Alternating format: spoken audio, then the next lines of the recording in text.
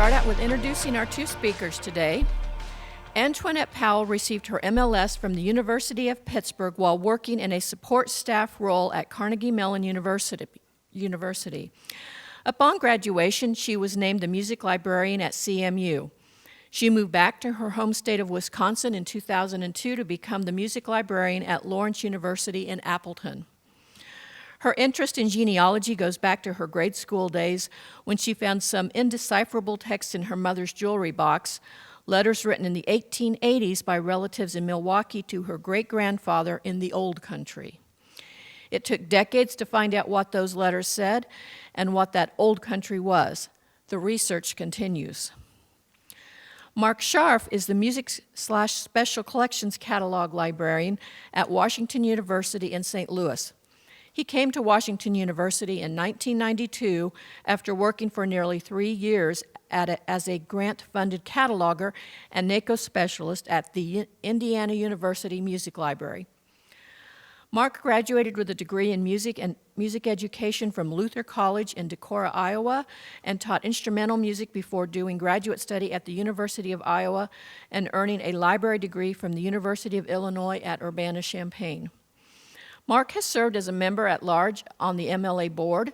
He has also served as a member or chair of several subcommittees of the Cataloging and Metadata Committee, on whose behalf he acted as MLA liaison to ALA committees and interest groups almost continuously from 1996 to 2012. He also was a member of the program committee for the 2019 annual meeting. He has been an active member of MLA's Midwest chapter. He continues ALA activities as secretary of the Authority Control Interest Group. He was the chair of the Music OCLC Users Group from 2004 to 2006 and received the organization's Distinguished Service Award in 2018.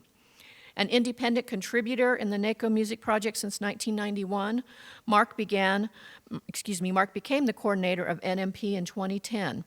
He is an active musician singing with the St. Louis Symphony Chorus, the Gateway Men's Chorus, and the vocal jazz octet Java Jived, and playing in a brass quintet. So please welcome Mark and Antoinette.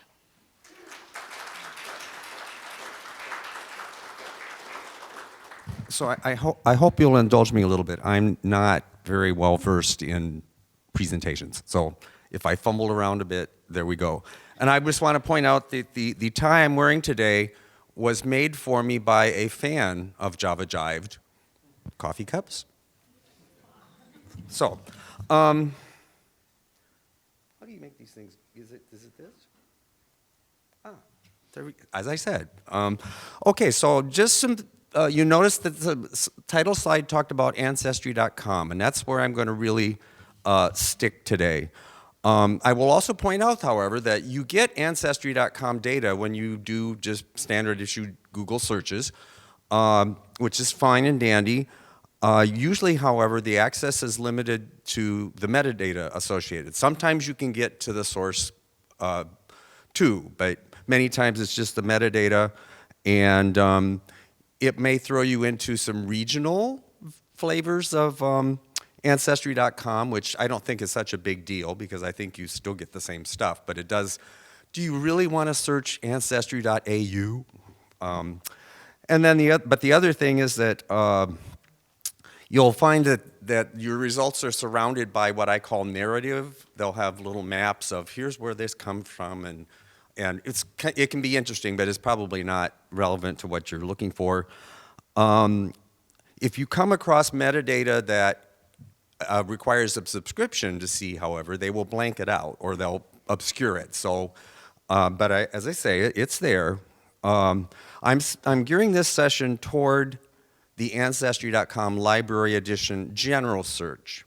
And that means when you bring the site up, the little boxes at the top, because you can search it other ways. You can search it by the kinds of things I've taught. You can search particular groups of databases.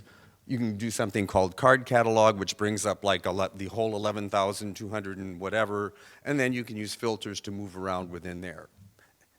And you can do that, but I'm not going to. Okay, and then finally, Ancestry.com is not the only show in town. The probably the most significant one otherwise is Family Search, which we know is a product of the Church of Jesus Christ of Latter-day Saints. It's been around for a long time. That's all well and good. I'm not going to talk about that. Okay, so what I'm going to be doing, I'm focusing on authority work. That's kind of, when I go into Ancestry.com Library Edition pretty much every day that I catalog. But when I'm doing it, it's principally to support authority work that I'm doing. And just as a reminder, because of course we all need to know that authority work has to do with creating a unique authorized access point and finding data to support identification and differentiation. Those are the things you're looking to put in an authority record. What are you principally looking for? Well, you're looking for birth and death dates, the gold standard, even as our current sensibilities say that we maybe downplay that, and I can talk a little bit about that too. Places of activity, areas of activity, occupation, and then verification. This last one is important. Verification of information you find elsewhere. You will, I think in my presentation, you'll find kind of a, I hope, healthy skepticism, and so I hope to convey that properly. Okay, some of the good things about, and I'm going to use this acronym just because it gets to be a mouthful. So some of the good things about ACLE, there is a level of curation. Obviously, somebody makes decisions about what's going to be there. You do have a wide range of types of sources, and you will see that as we go along. The basic searching techniques are pretty easy. It's not rocket science. You have some control over how specific you want the results to match what you put in. So, for example, with spellings, they have algorithms that do fuzzy matching on spellings. Fullness of name, they may make some guesses for you in that sense. Dates, you can be precise or not have them at all. You got those choices. You can do some geographical limitations, and you can specify familial relationships. So, for example, if you're searching for Hacha, Hacha, Hacha, you have the option of saying, well, Hacha, Hacha, Hacha had a wife named Marie. Or Hacha, Hacha, Hacha had a child named Otto. So you have those options. And then finally, in some databases, you actually have the ability to see the original document from which the data came, and that is crucial. All right. So, of course, for every positive side, there has to be a negative side, and there's 2 slides for the cons, by the way. Okay, so, or it's not just cons, it's challenges and cautions. One thing is that Ancestry.com Library Edition is not the same as Ancestry.com. It is a specific subset of the entirety of the universe of databases. So what happens sometimes, you may go into a result of, say you go into a family tree and you start clicking on some of the things that they did and you go, oh, can't do that because it's not part of the Ancestry.com Library Edition subscription. So just something to keep in mind. As you can imagine, there's an unevenness in the geographic and temporal kinds of distributions. My impression is that U.S. has the most sources, then Great Britain and Canada, Western Europe and Australia after that, then Central and South America. And from there, things get kind of sparse. And as you can imagine, the 19th and 20th centuries are probably the best represented, although they have a time facet that goes back to the 1500s, so you can get some of that. Even within the U.S., states will differ in terms of what you can find because state laws will govern what kinds of data you can make public. Then there's some inherent limitations in the source data itself. For example, if you're prowling around in census records before 1850, you're not going to learn people's occupations. You're not even going to learn the names of their children. You're just going to learn that the household had this many people, and if it was in a part of the country that supported that, there's going to be this many slaves.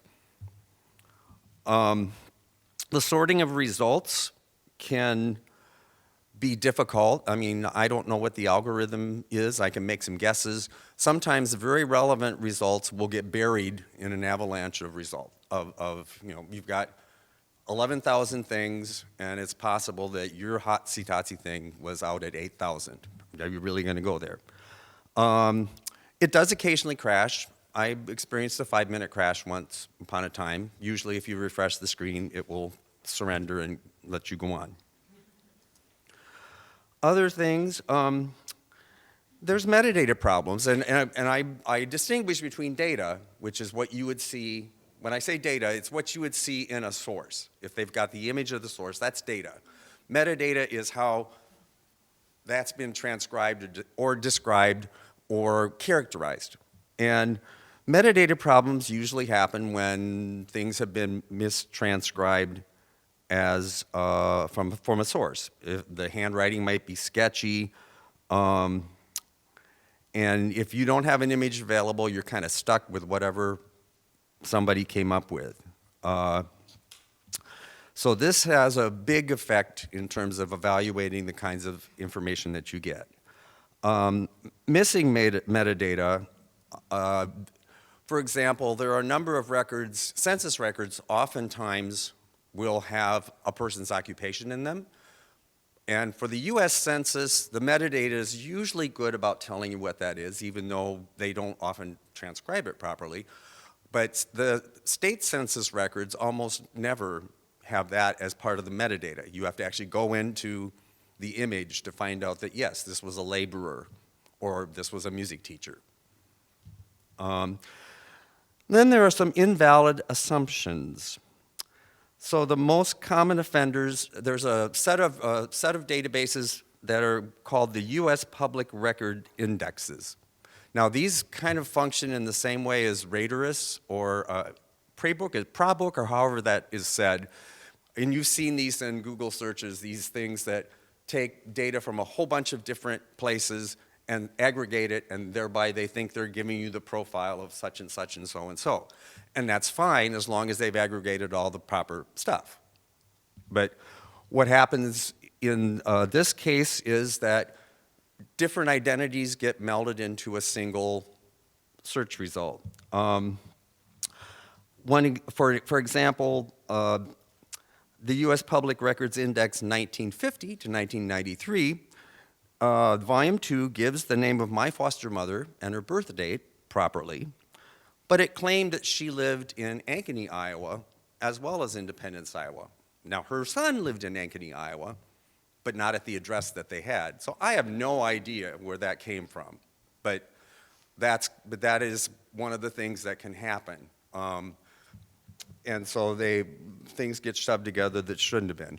And by self-referential, I mean that a lot of data that shows up in database A is being touted as the result of being in database B. This is especially noticeable in family trees. If you get a family tree that is looking a little wacky, it's probably because they were looking at something in Ancestry.com that's a little wacky. So again, these are not burn the bridges kinds of things, but they're things you want to keep in mind when you're deciding how to use something. Okay, so just a little bit how it works. How many people in here use this? Well, how many of you have access to library.com Ancestry? How many of you have encountered Ancestry.com stuff when you were searching the net? Okay. So if you're in Ancestry.com Library Edition, your default template is pretty simple. First and middle name, last name, where this person might have lived, I think is the way they phrase it, and then a birth date. So you can use bound phrases, and that will prioritize your bound phrase. Something I discovered in the process of preparing for this session is that you can use the question mark as a wildcard. I hadn't known that before, which is handy. And that could be handy to unpack diacritics. The example I was thinking of is the German name Müller, which can show up with or without an umlaut, and it can show up with the umlaut unpacked or not. So if you took MU question mark LLER, it would prioritize instances where the umlaut's been unpacked. But if you really want Müller where it's not unpacked, then you just put in MULLER. Married maiden name, oh boy, depends on what end of their lifespan you're looking for. And I can't detect a real consistency with that, but it is important to kind of remember that you may have to go two ways with that. Most search elements can be given at various levels of specificity. So in other words, you can just plug something in a box and the algorithm will guess what to do. You can say, for names, for example, you can say, well, I want a close or exact or whatever, and there's a whole series of algorithms that is going to send it through, and then you can say exact. Now, it may not pay attention to you all the time when you say exact, but you can say it. With dates, you can say broad or within 10 years or within 5 or 2 or 1 or exact. So you've got lots of ways of governing that. One of the things to remember with dates is that when you specify a date, you are sending down to the bottom resources that are date not specific, that don't have to do with the person's lifespan. So for example, city directories. Now the directories themselves, of course, have dates, but that's not being correlated with the dates you're specifying for that person. So just kind of to keep that in mind. So I've shown when you get past that first thing, these other options, you can specify these various kinds of things. And they have various levels of utility. Place or date of life events is good. Information about family members is a little dodgy. If you dig down under more, you can do some things about immigration or travel or military. Race and nationality I don't do because it is not terribly, well, it's not terribly accurate all the time, and it's kind of vocabulary dependent, although if you put in colored, the system supplies black as an alternative. So in other words, there's something added to the metadata to try to pull together stuff. So I guess that helps a little bit. Gender is probably the worst in terms of actually matching what is going on. I've seen so many Civil War soldiers who were female that it just is kind of interesting. Okay. So then there's limits. You can limit by types of resources. We'll see that. Record location may or may not be the same as the person location. So the record might be from Minnesota, but that person may not be from Minnesota. So just kind of keep in mind there. As I say, with record date, if you specify a record date, you probably are eliminating a resource where a date can't be attached to it. And there are resources that you can't attach dates to. Family trees are their own kind of thing. It looks to me like they're organized by the presence of a name in a tree, although the name you're putting in is not going to be the highest priority. Geographic proximity, chronology. But here it makes a difference whether you specify exact spelling or not. And family trees come in public and private flavors. If it's a private family tree, you have to ask permission of the person that made it in order to see it. And in my experience, the leaves on a family tree are dead people. Live people might be acknowledged with a little box that says private, or they just might be ignored entirely. If I look at my dad or mom's family tree, I I'm just not there. I'm not even private. Now, family trees can be really, really helpful, or they can be very confusing. The phrase I choose is that passion can overtake precision in terms of what you find in a family tree. So I rarely will go on just what I find in a family tree. Okay. Yeah. Okay, so how would you use ACLE for some of the things you have to put in an authority record? Of course, the primary thing when we're looking at establishing an access point is usage. Keep in mind that Ancestry.com and the indexes and databases in it are reference sources. And RDA has a priority order of things. And so reference sources are not at the top, just to keep that in mind. As I've noted before, metadata can have problems with mistranscription or improper conflation of entities. When you have access to images of documents that reflect a person's name as reported by the person, that can help tip your scales one way or another in deciding where you're going to go with stuff. As I mentioned gender, we no longer record it. It might help in your searching, but I don't find it very reliable. I've mentioned already that field of activity and occupation isn't always in the metadata. And if you got the original image, you should always look at it, always, always, always.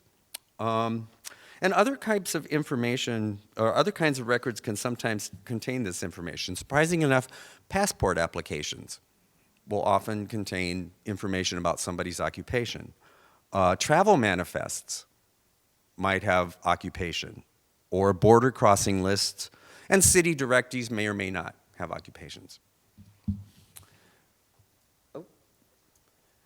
Oh, did I? Wait a minute, something happened. How do I go back?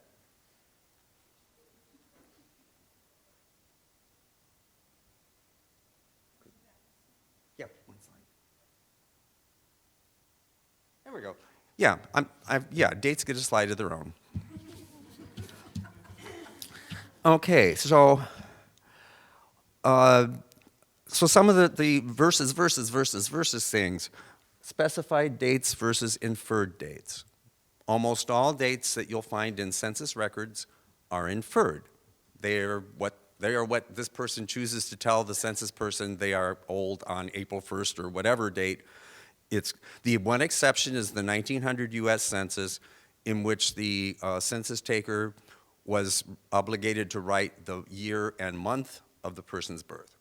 So the 1900 census is good for that. But otherwise, they're inferred dates, and that's important to remember. They won't always tell you they're inferred dates. Sometimes they'll say, about 1940. But sometimes it will just say 1940, when in fact, they don't know that for sure. Some sources will kind of make up a time. For example, if you're looking in high school yearbooks, there seems to be an assumption that the person is 16 years old, which I found interesting, which was really entertaining because I found yearbooks from when I was teaching, and it assumed I was 16 years old. All of a sudden, instead of being born in 1955, I was born in 1979.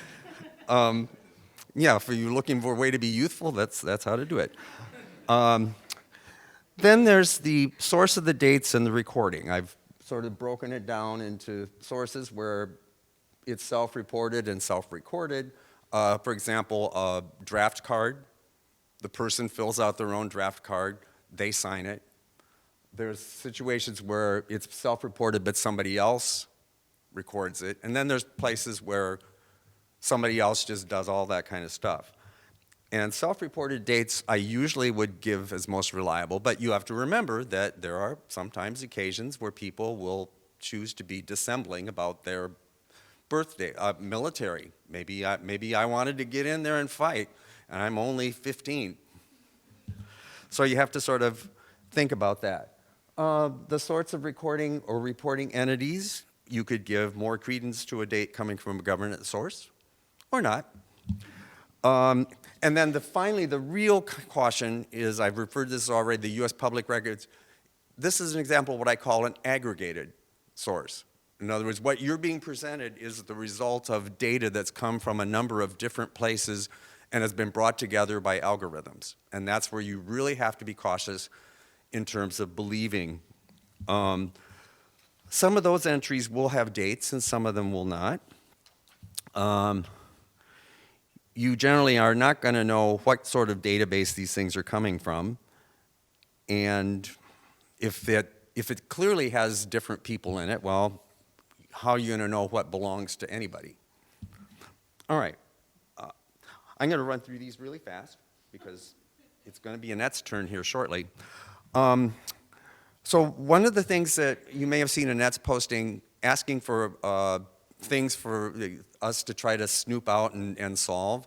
Andrea Kowalty, and I should have mentioned that Andrea was originally supposed to be on this presentation, but because of a medical thing, she was not able to come, which means you have to listen to me longer than you would have otherwise. But Andrea suggested that as a case study that I use the posting sequence that many of you probably saw on MOUG recently. And I thought, okay, good. And I asked permission for the people involved in the thread to either quote or summarize and they did all say that was fine. So you may recall that this is more or less verbatim what Juliana posted. And she's actually asking two different questions. The question that I could try to answer with Ancestry.com is what that A stands for. Now, the bigger question, once you've figured that out, is that person, or is that piece the same as, there's another piece with that same title that's for violin and piano? Are they the same thing? Now that, Ancestry.com really isn't going to help you with. But it will steer you toward places and thoughts that might. Okay, so after puzzling, she came across this authority record and thought, well, is this my person or not? And we can see that we've got some clues here in the record itself. The citation to Edvard Grieg in England, that's going to come into play. This other piece that's cited. Rugby school is going to turn out to be an important piece of information too. So some of the replies, I think the two main replies were from Chuck and Chris. How could Chuck pass this up? And this is just kind of summarizing some of the things they said. They mentioned Pazdirik, where you'll find works by A. Pedersen, but not this one. OCLC, there's a number of scores under Pedersen Andreas, but with the usage A. Pedersen. And then there's Swedish Wikipedia, which talks about Anders Pedersen, and we see the dates in the authority record. The authority record, you may remember, only killed the person off. The person was not birthed, but it was the same death date. So presumably this Swedish Wikipedia article is talking about the same person, we could presume, but calls it Anders Pedersen. Well, what's that about? And then there's this monthly musical record, which is a review of this piece by Andreas Pedersen. One of the movements, by the way, which is an Allegretto scherzando, but which is not for violin and cello, but rather for violin and piano. So what's a body going to do? Okay. So what does ACLE have to do with this? So in strategizing my search, I decided to go with this Pedersen spelling with recognition that some of those letters might drop off in a real world source. I would start with Swedish as the basic locale, but use England as an added place to pick up stuff. I'd start without dates, But there's an option to limit your search results to 19th century documents, and I would use that instead of trying to specify dates. I would also use the geographic thing to limit my stuff to Europe, because there's tons. Now, that's a risk, because for all I know, this person might have wandered off to the United States at some point, and there are plenty of records about Pedersens that did, but I just kind of went. And then adding the keywords music, which is how it would be spelled in Swedish, or music, how it would be spelled in English. So that was my strategy. So what happened? Well, that's what happened. One of the tricky things about putting initials in a search is that the program will helpfully also return instances where it's a middle initial, which may or may not be useful. It sure bumps up the results, and many, many, many, many immigration results. And then of the rest of what was left, this was a database I had never encountered before. The household clerical surveys, which the date's wrong. Basically, it looks to be an accounting of the servants in people's houses for people who had servants. Who knew? And then forcing music and the two things of music as keywords didn't help. So what do I do next? Well, I tried searches with these two forenames, respectively. Anders was still a mess. So I changed tack and used United Kingdom as my primary place to look instead of Sweden. The Anders one has a smaller result, but in that household clerical survey thing, Anders Pedersen, born in 1841, identified as a music student and living in Stockholm in those dates. So I'm thinking, we might be onto something here. So I go on to Andreas Pedersen, working sort of back from the other end. So in the first screen I get an 1881 England census, brings up an Andreas Pedersen, age 39, born in Hilla, I don't know how you say it in Swedish, I'm guessing Hilla, Sweden, who in 1881 was music master in Rugby and married to one Henriette with 2 children and a female servant.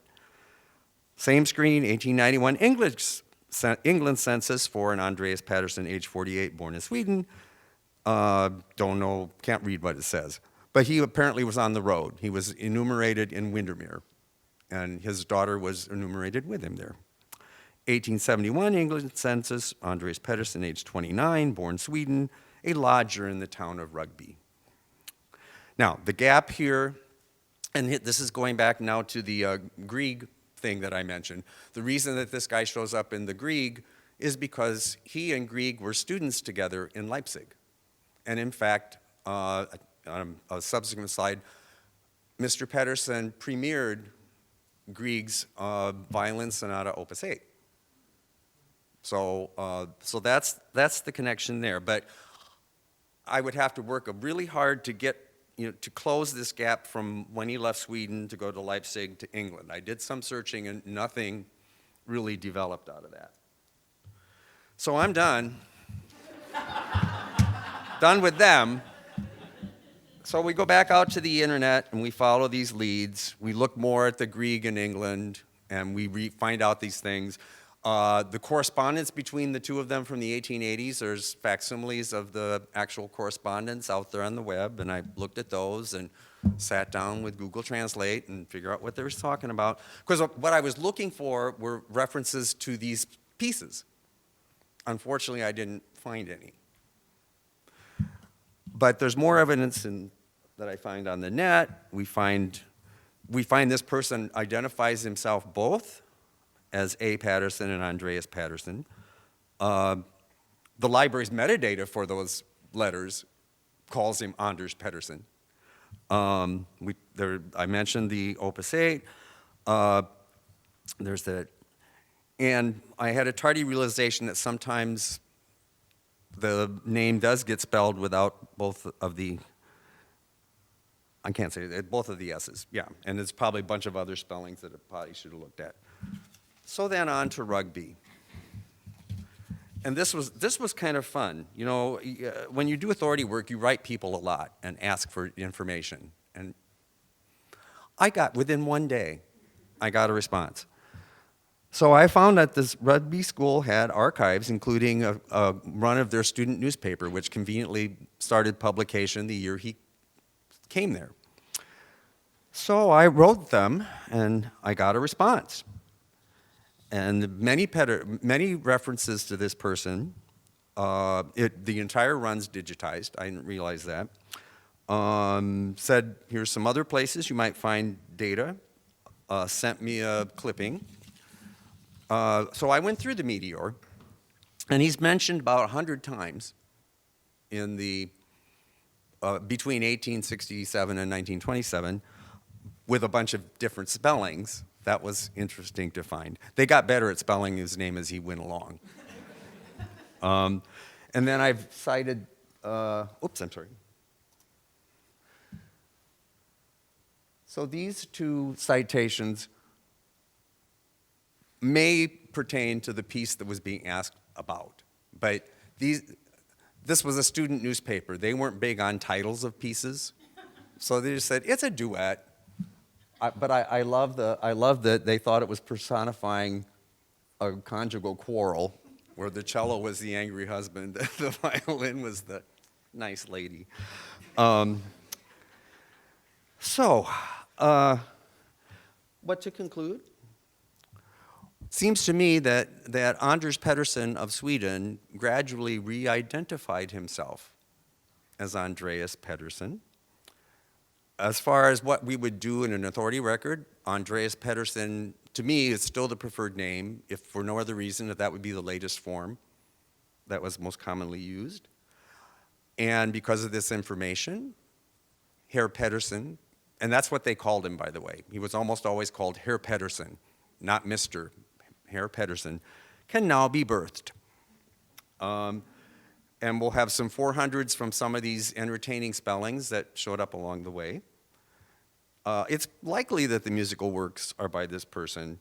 I think one of the problems was the British Library had a cyber attack, and so they didn't have access to some of their records and things like that. And once that gets resolved, then maybe somebody can figure out what's going on there. So that's my stuff. It's all yours. Yes. Oh, okay. I'll sit over here. Jean, here, let me get the microphone. Okay, I got it. So I will appear even shorter. I'm going to sit down here. And my bit is more of, it's not as exacting as Mark's is, but there is let's pretend there's a reference interaction, and by reference, just it's called a question. Somebody who is doing, I don't know why this is doing this. It's going on its own, help. Oh, is there a thing that if you hit it, it'll think you want to go through the slideshow?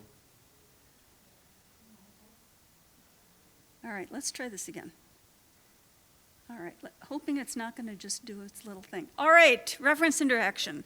So somebody is doing a project in Kaukauna, Wisconsin, which is in the northeastern part of the state. Uh-oh. God dang it. All right, we're just going to keep going back. Just keep going back. And comes across an obituary where someone is born in Haiti. And the question is that possible?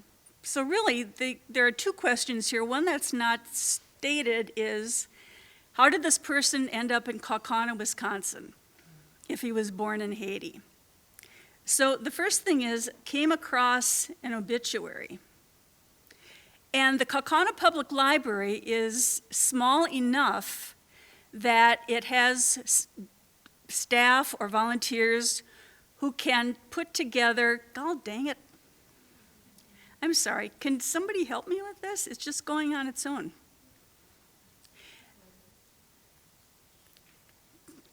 They digitized obituaries from the two Kaukauna newspapers.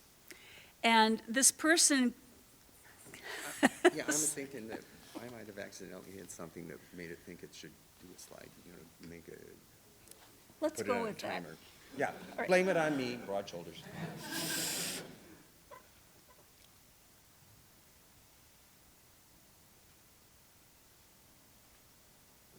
On mouse, okay, okay. Okay.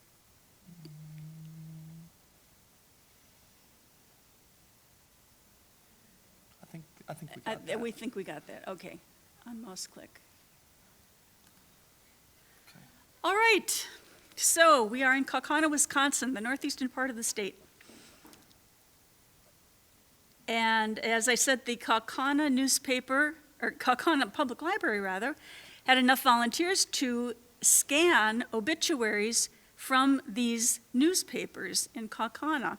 And this is the particular year that the person is interested in. So here's the obituary that was scanned. It's not terrifically clear, but it says, this person was born in Haiti in it's supposed to say 1860. It looks like it says 1800.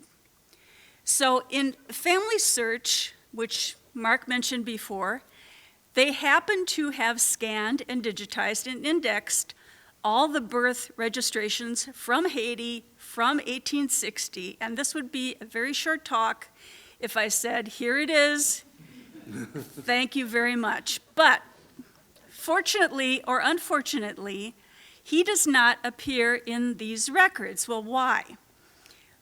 The obvious answer would be he was not born in Haiti, but that's not the only answer.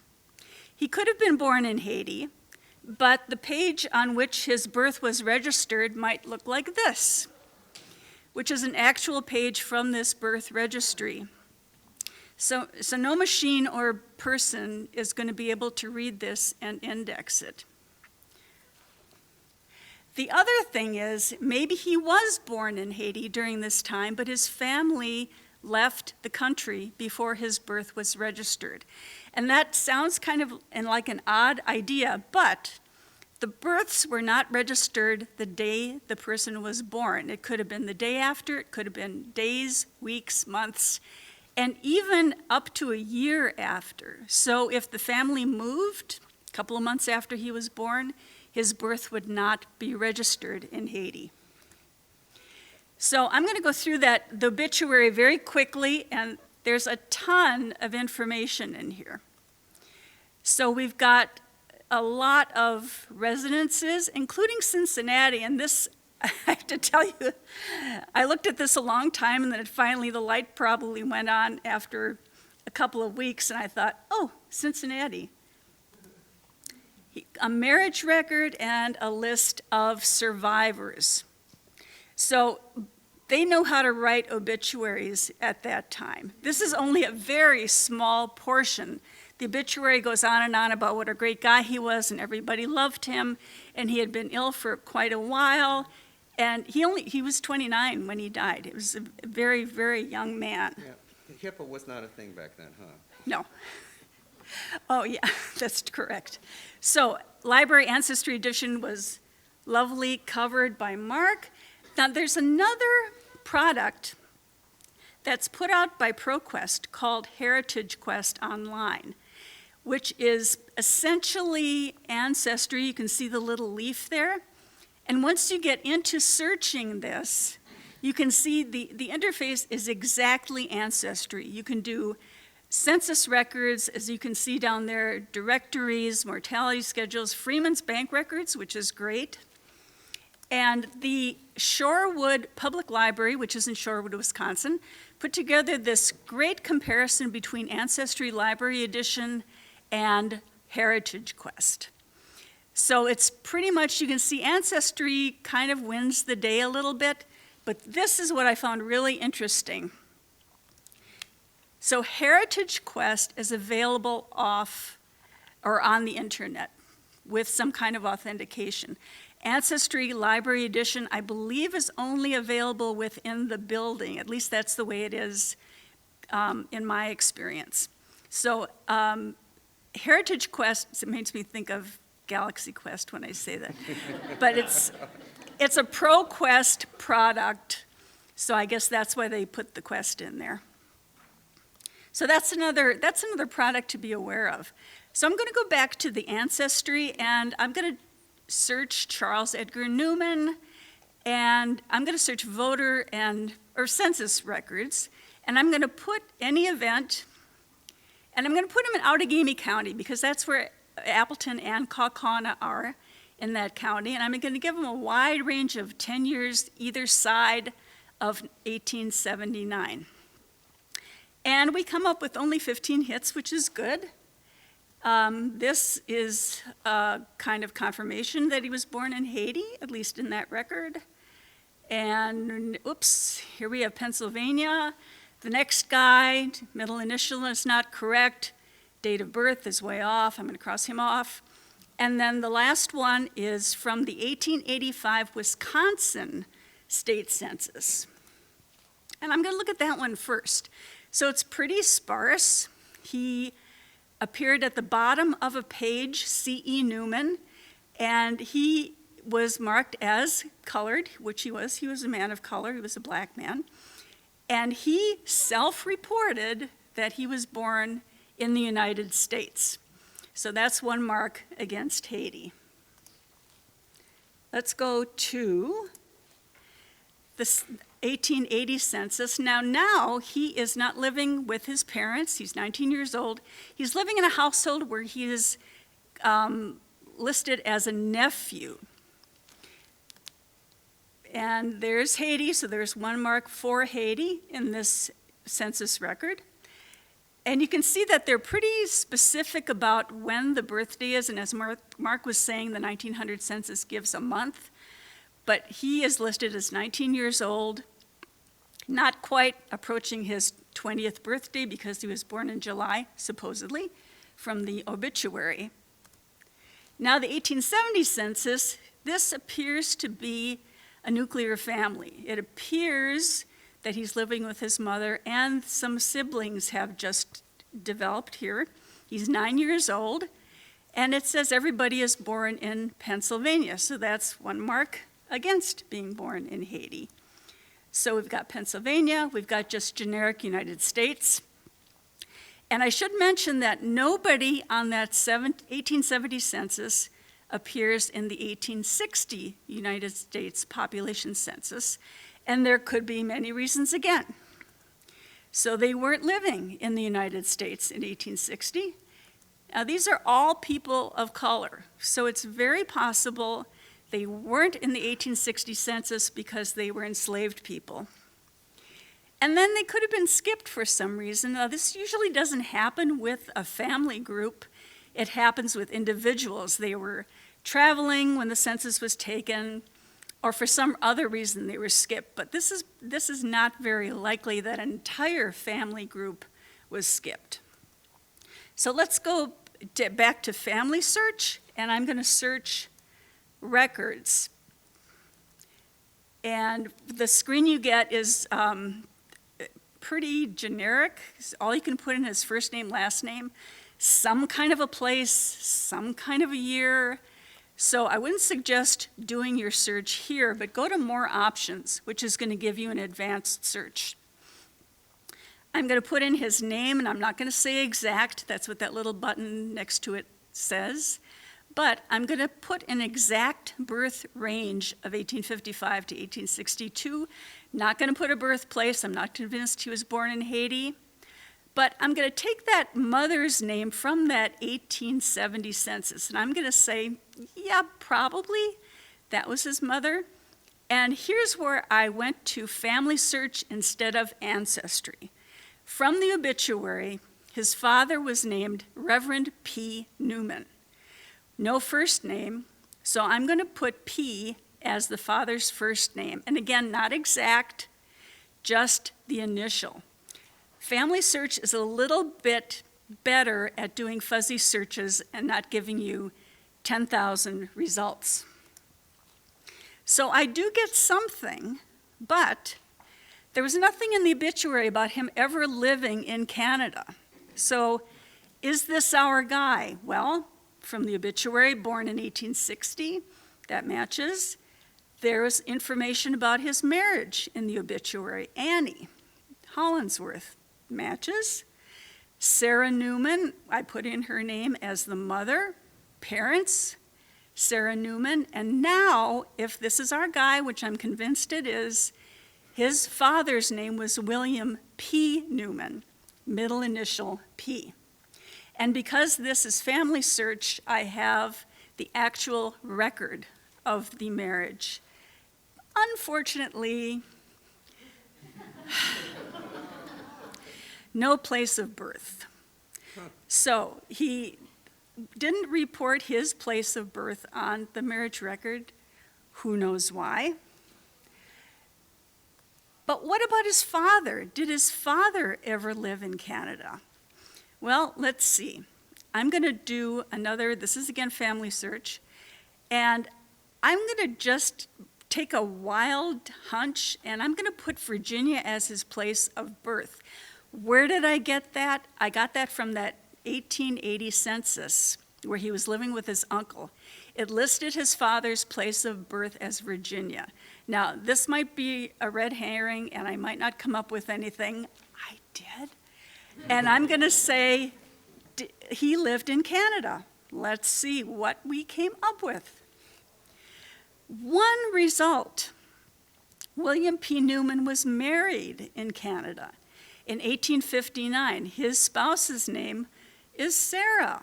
Now I have a birth date for him, and because this is family search, I have the actual document I can look at, and you can see that William P. Newman was born in Williamsburg, Virginia, going back to that 1880 census for Charles' father's place of birth, Virginia, and his wife, Sarah Claggett, was born in Columbia, Pennsylvania, just like it said in the 1880 census. Okay, so he was married in Canada. What about that Cincinnati connection? So it said Charles lived in Cincinnati. Let's presume his father lived in Cincinnati. So I'm going to search for his name, residence place, exactly Cincinnati, Ohio. I'm not doing any years, and I come up with a directory entry. So the Reverend, and I know that's him because he's a Reverend, William P. Newman lived in Cincinnati in 1865 from the directory, the city directory. So they were married in Chatham, Ontario in 1859. He lived in Cincinnati, presumably with his family, in 1865. Now we've got a gap. Where was the family between 1859 and 1865? And I have to point out, I intentionally chose a map of the railroads. In 1859, so you could see it's not such a much to get from Cincinnati to Chatham, Ontario and back. You just take the train. And if you are not familiar with the David Rumsey Historical Map Collection, you absolutely have to be.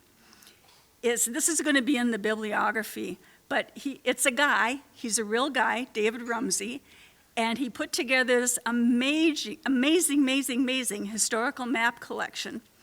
And you can actually take the historical map and overlay it on a contemporary map to see how cities and villages and towns and boundaries match up. It's astounding. Free, you don't need an account to get in there. The resolution is amazing. You can print, you can download. It's amazing. So for map freaks out there, David Rumsey. Another great source for information and genealogy is newspapers.com by Ancestry. And there is a library edition of newspapers.com, which again, as Mark mentioned with the Ancestry, is not as all-encompassing as a personal subscription is. I'm going to search for Charles' father in Ohio, and I'm going to give him a really wide range of dates. When you're searching people's names in newspapers.com, you have to come up with the right format of the person's name, the one that they use in the newspaper for those particular articles. So here's a bunch of them. I tried. I was successful with W.P. Newman in quotation marks because I wanted it as an exact phrase. Now, I'm going to warn you that the articles that I'm coming up with are a little bit offensive. I didn't put the whole article up just because it got more offensive as it went on. But I did find something for William P. Newman as W.P. Newman in these articles. So here's the first one. He has written a letter from Port-au-Prince. This is in 1860, August of 1860, as reported in the Coshocton Democrat, Coshocton, Ohio. So he's not in Ohio, but he is a person who was probably associated with Ohio. And here's an article from telling us that he is in Haiti. Here's another one. Formerly of Dresden in this country. So this is from the Chatham Planet, a Canadian newspaper, and they're picking that up and putting it in the Anti-Slavery Bugle from Lisbon, Ohio. Has resided in Haiti for some time past. So this is 1861. We're getting closer. He's in Haiti. Is his family in Haiti? Maybe. I'm going to go back to Ancestry now because I can search immigration and travel records. If the family was in Haiti, if he was in Haiti, they had to get there and back. They're not taking the train. They're going to have to take something that has a passenger list. I'm going to search Charles. And here I'm pretty sure about his birth date, so I'm only going to give him 2 years on either side. And then he's going to be back in the United States by 1865, because that's when his father's living in Cincinnati, so I'm going to give him 5 years either way of 1862, and let's see what I come up with. I've got 2 records to choose from. Kingston, Jamaica is a little bit better match than Panama, I would guess, so I'm going to look at that record, and in this case, Ancestry does have an image of the actual passenger list. So they arrived, and I say they because it's the whole family, in New York in 1864. If I had tried to search William P. Newman, I wouldn't have gotten this record because his name is incorrect. And you'll also notice we've got Sarah Newman, the mother, and you'll recognize those other names from the 1870 census from Appleton. Henry William Albert, and Lucretia's down at the bottom. Her name is spelled incorrectly. And there's Charles, but then there's somebody else. There's another child, John, age 2, who probably was also born either in Haiti or Jamaica. So I'm pretty sure that he was born in Haiti because the family was down there. He was 5 years old when they came back. But here's the second question. So how did they get to Appleton, and why did they get to Appleton? When did they get to Appleton? I'm going to go back to this 1870 census. So here, Sarah obviously knew Charles was not born in Pennsylvania. So what's going on here? So maybe she was trying to present a whole family unit. We're unified. I'm the mother. Everybody is my kid. We're all born in Pennsylvania. Or the enumerator asked her where she was born, Pennsylvania, and assumed that the other children were also born in Pennsylvania. Who knows? So for generations to come, anybody who's looking at this 1870 census is getting completely wrong information. The other thing is, where's the Reverend William P. Newman? He's not showing up with the family in Appleton in 1870, so he's either living someplace else or he is deceased. Let's go with deceased because that's a little bit easier to figure out. Find a grave. Find a grave is terrific. It's I guess you could call it crowdsourced. Contributors put in information about graves that are found. Find a grave. So here we're going to search for William P. Newman, and I'm going to give him just 5 years on either side of 1865. 1860, when supposedly Charles was born, and 1870, when the family was living in Appleton. That's all I know. Don't know where he died, don't know if he died, and I don't know the year he was born. So, no, Toad, say it isn't so. Am I running out of time? No. Oh, no. okay. No, I'm going ding, ding, ding because it was the first one on the list. Okay. Thank you, Mark. I'm sorry. Okay, you scared me. So, we've got 4 hits here. It's the first guy. The other ones, the 2 Wisconsin ones are red herrings. That's not the right guy. You can look at the range of dates. So the determination is pretty simple. Now you can see that there's something called sponsored on his entry. If somebody pays $5 to find a grave, that means they can add images to this record and they won't have any ads popping up. So for $5, I think that is a bargain. So let's look at the Reverend William P. Newman. So the contributor added some information about him, a picture of his grave marker. Now, just reading a little bit about this, he was kind of a big deal in Cincinnati. Union Baptist Church pastor, a fiery abolitionist. You can see down at the bottom that he was not shy about criticizing people in high places. And this contributor also included a copy of his obituary, which appeared in the Cincinnati Commercial the day after he died. So let's see if this matches up with what we already think we know. Richmond, Virginia. Now, here's something we didn't know before. He attended Oberlin in the 1830s. So here's a reason that he was in Canada. He was compelled to emigrate after the 1850 Fugitive Slave Bill. Here we go again, missionary in Canada and Jamaica. So this obituary is giving us a ton more information, and it's also confirming what we think we already know. He leaves a large family behind. That's how it ends. He was the first person to die in the cholera epidemic of 1866 in Cincinnati. We'll find that out later. So he's kind of a big deal. And when you're looking for people, they're not always going to be a big deal, but I'm going to say that he kind of is. So I'm going to go to Google. This is Google Books, books.google.com.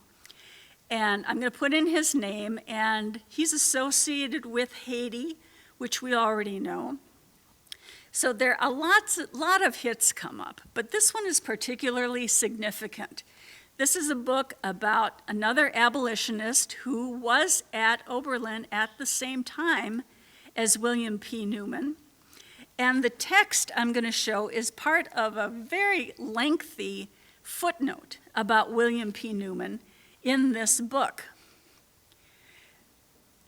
So it tells him that he left Canada in the late 50s. Remember, he was married in Canada in 1859, then Jamaica.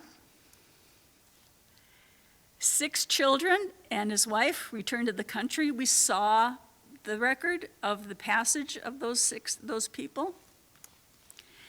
And then this is incorrect. They have the incorrect date. It was August 3rd, not August 31st, as you could see from the previous Find a Grave. Now it says, okay, the church paid $1,000 for a homestead in Appleton, Wisconsin for his widow and family. Why?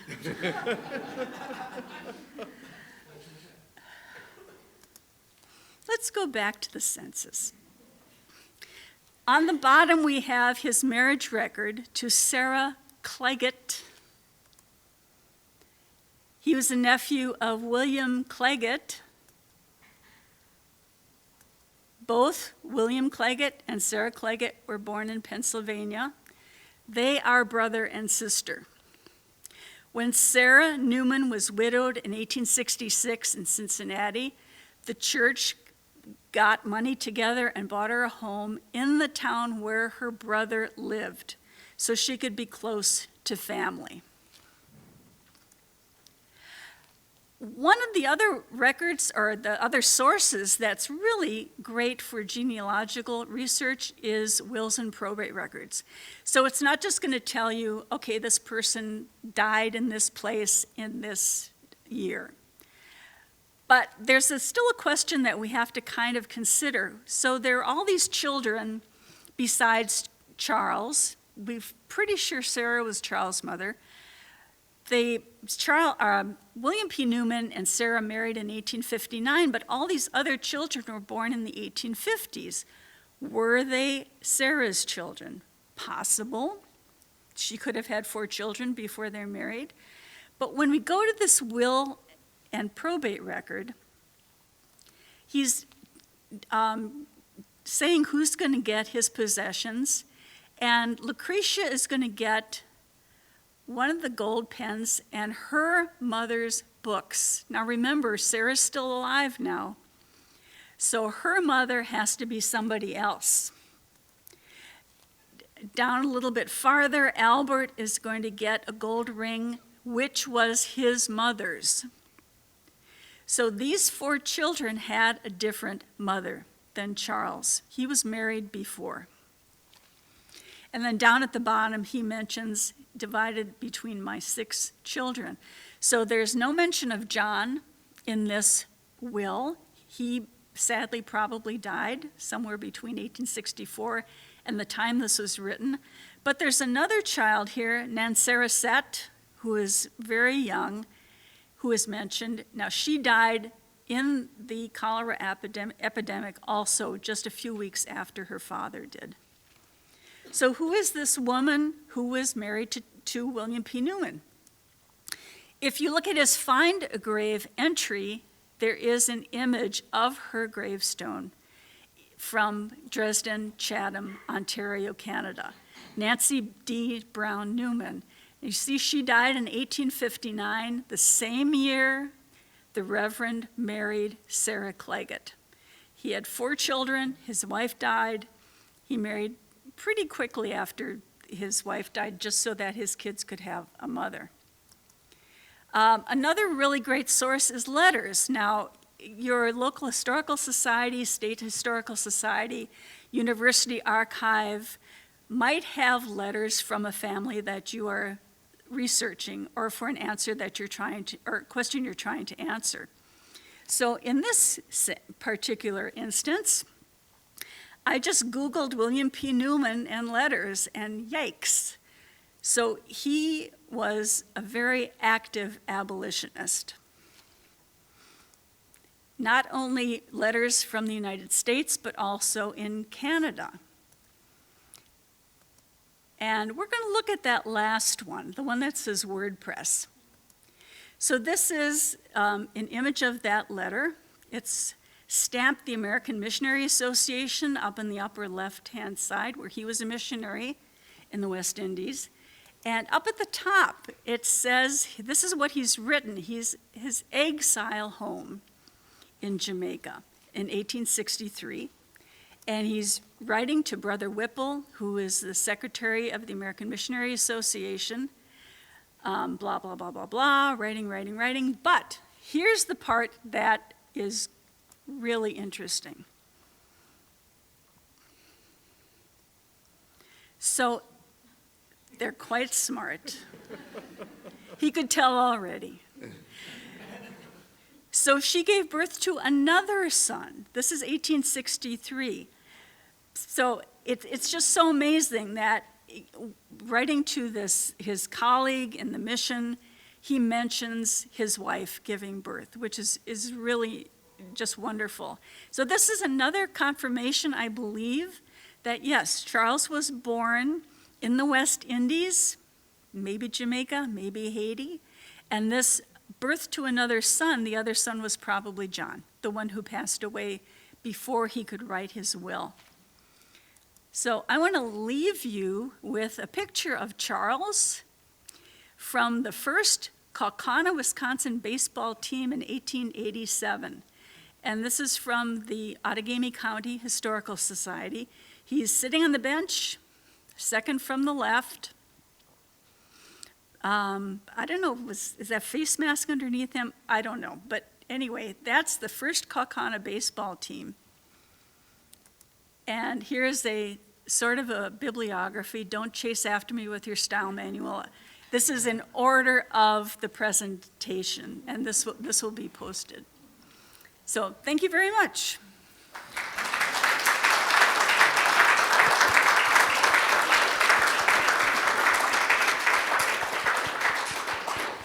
Questions?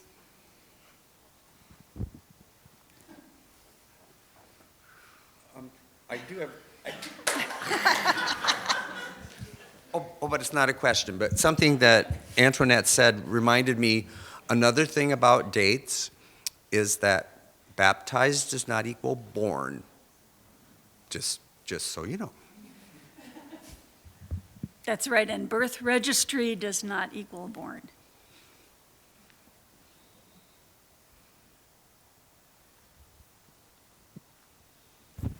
Thank you. You both mentioned a lot using Ancestry.com and similar websites because they, are tied to a lot of databases. Have either of you found much use in user-contributed data on those websites? Like I've done a lot of genealogical research on my own ancestors who were Armenians who lived in the Ottoman Empire, and they don't have there's no database I can cite with that, but it's also the only place someone could theoretically find that information. And have you gone into those rooms? Are you talking about the family? Yeah, that's how it appears when I've done it. Like the family trees, but Family trees, thank you. in thank the you. event that they don't cite another source. Yeah, those, as Mark was saying before too, you have to take those with a grain of salt, because you often find that the same information is copied from family tree to family tree to family tree to family tree, and it might not be correct. Yeah, I found that as well. Yeah.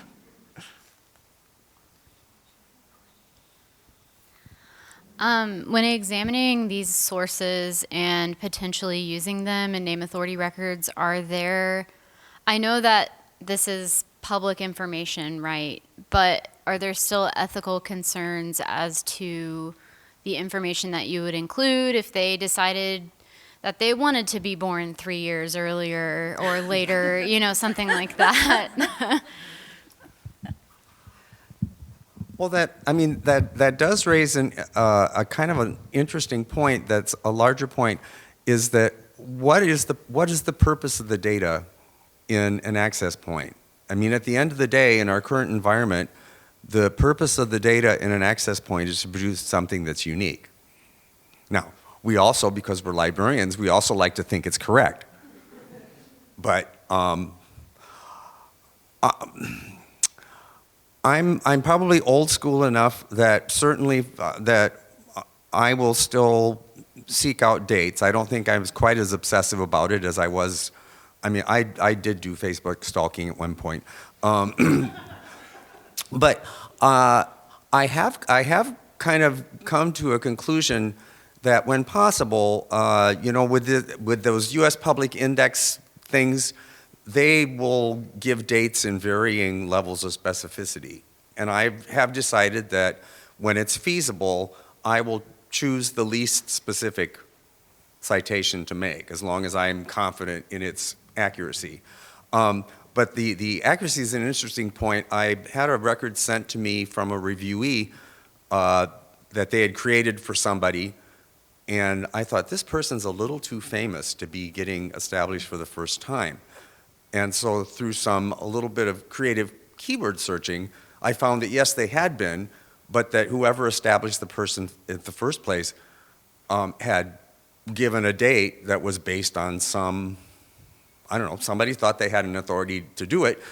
Well, it turned out, and then through a bunch of Ancestry.com searching, I concluded that the date was 3 years off. I mean, on the basis of showing up in high school yearbooks, even though he probably was always thought of as 16, but in all sorts of other ways. But again, one of the things that other thing that came to mind that I didn't really stress enough is the utility of the keyword portion of the Ancestry.com. One of the things that Antoinette could have done, because the one you used, they didn't have a keyword option, did they? The family search or whatever that other one was, Heritage Quest.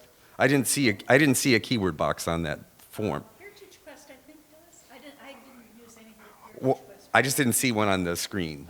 But at any rate, yeah, if you'd have put Rev in there, that might have helped. Or if you're looking for a lawyer, ESQ, those kinds of titles and such.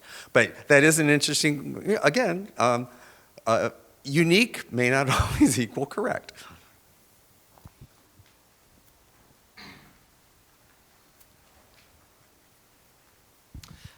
This is more of a comment than a question, but it's so striking thinking about how,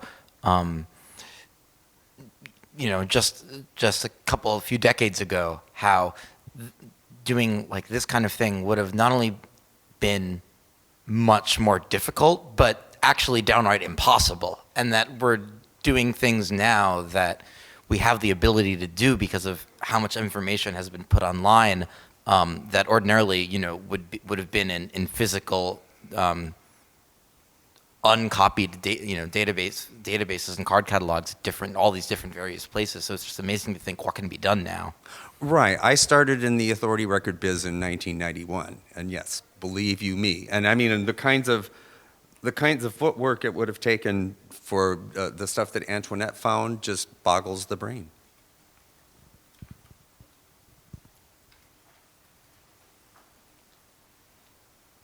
Speak now or forever hold your peace. I think we're good.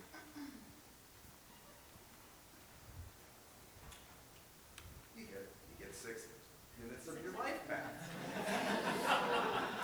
So, thank you, Mark and Antoinette. Let's give them a